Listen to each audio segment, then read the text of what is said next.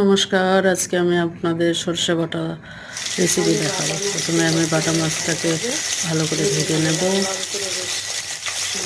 এটা সুন্দর করে কড়া করে ভাজতে হবে সরষে বাটার জন্য।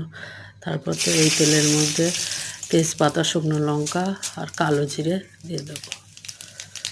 তারপর ফোড়নটা দেওয়ার পরে এটা ভালো করে নাড়াচাড়া করে নেব। নিয়ে এর মধ্যে ভালো করে নাড়াচাড়া করে এর মধ্যে আমি পেঁয়াজ কুচি দিয়ে দেবো। একটু পেঁয়াজ কুচি দিলে ভালো লাগে। তারপর এটাকে ভালো করে নাড়াচাড়া করে হলুদ আর লবণটা দিয়ে দেবো।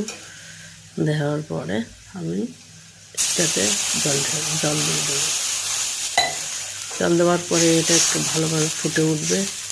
ফুটে ওঠার পরে আমি বাটা মাছ ভাজাগুলো দিয়ে দেবো। বাটা মাছ দিয়ে এটা একটু কিছুক্ষণ ফুটতে দেবো। কিছুক্ষণ ভালোভাবে ফুটে উঠবে। তারপর দুটো চেরা কাঁচা লঙ্কা দিয়ে দেবো। এটা সর্ষে বাটাতে আমি কাঁচা লঙ্কা আর লবণ দিয়ে ভালো করে বেটেছিলাম। কাঁচা লঙ্কা আর লবণ দিলে বাটাটা বেশ ভালো লাগে, টেস্টটা ভালো আসে। দেওয়ার পরে এটা ভালো করে ফুটবে। তারপরে আমি সর্ষের তেল দিয়ে একটু ফুটে গেলেই রেসিপিটা রেডি হয়ে যাবে। এটা গরম গরম ভাতের সাথে খেতে খুবই সুন্দর লাগে। আপনারা চেষ্টা করবেন।